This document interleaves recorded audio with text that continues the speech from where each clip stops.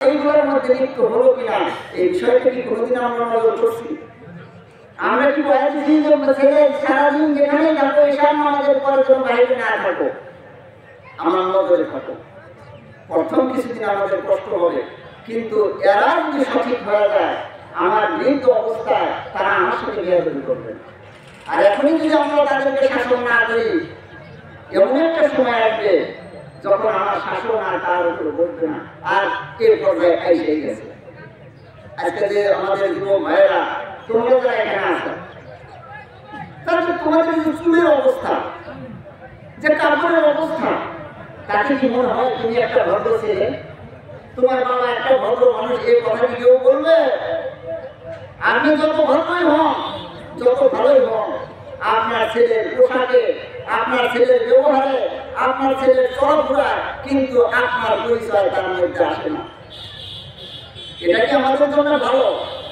এটা তো দুনিয়াই আমাদেরকে মানায় না।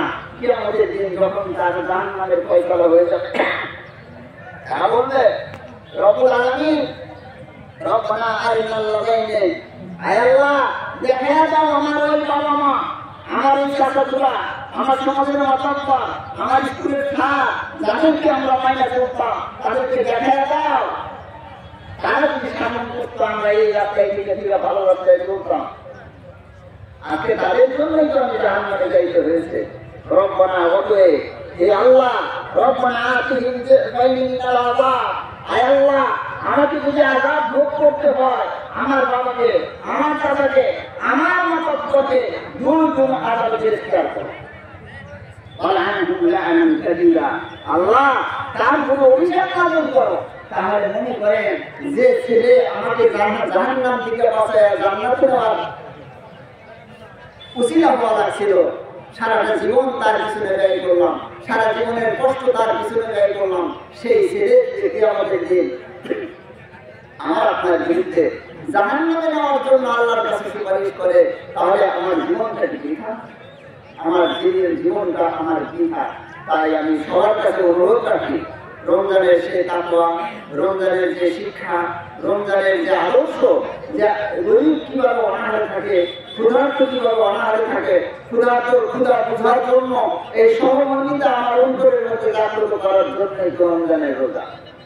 ধৈর্য, ত্যাগ শিক্ষা দেওয়ার জন্য আল্লাহ রাব্বুল আলামিন আমাদেরকে রমজানুল মুবারক দিয়েছেন। তাই রমজান শরীফের সমস্ত শিক্ষা যেন আমরা সারা বছরের জন্য বাস্তবায়িত করতে পারি, আল্লাহ রাব্বুল আলামিন যেন আমাদেরকে তৌফিক দান করেন। আমি একটা কথা বলে শেষ করছি যে নামাজের নিয়ম সম্পর্কে আমরা জানি নিয়তের কোনো বাধ্যবাধকতা নাই, এটা সবাই স্মরণ রাখেন। নিয়ত যেটা আমরা আগে মনে করছি যে এই নিয়তটাই সব, এই নিয়তটা কিন্তু হাদিসে নাই। এটা আমাদের যারা মুরব্বী ছিল তারা শিক্ষা দিচ্ছে আমাদের সহায়ক। তো নিয়তের অত জরুরি নাই। একটা খেয়াল রাখেন যে ঈদুল ফিতরের ওয়াজিব নামাজ 6 তাকবীরের সাথে পড়তেছি, 6টা ওয়াজিব তাকবীরের সাথে 2 রাকাত ঈদুল ফিতরের নামাজ। আর নামাজ শুরু হয় তাকবীর দ্বারা, আল্লাহু আকবার বলার দ্বারা নামাজ শুরু হয়, আর নামাজ শেষ হয় সালামের দ্বারা। আল্লাহর হাবিব বলেছেন সাল্লাল্লাহু আলাইহি ওয়াসাল্লাম, মিফতাহুস সালাতিত তুহুর, নামাজের চাবি হলো ওযু করা, পবিত্রতা হওয়া। তাহলিল ওয়া তাকবীর, নামাজ শুরু হয়ে যায়, দুনিয়ার সমস্ত আমল হারাম হয়ে যায় তাকবীরের দ্বারা, আল্লাহু আকবার বলার দ্বারা। আর তাহলিল ওয়া তাসলিম, আর নামাজ থেকে মানুষ বাইরে হয়ে আসে সালামের দ্বারা। সালাম দিলে আপনি নামাজের থেকে মুক্ত হলেন। নামাজ অবস্থায় যে কাজগুলো হারাম ছিল, নামাজের সালাম দিলের পর ওই কাজগুলো আপনাদের জন্য জায়েজ হয়ে গেল।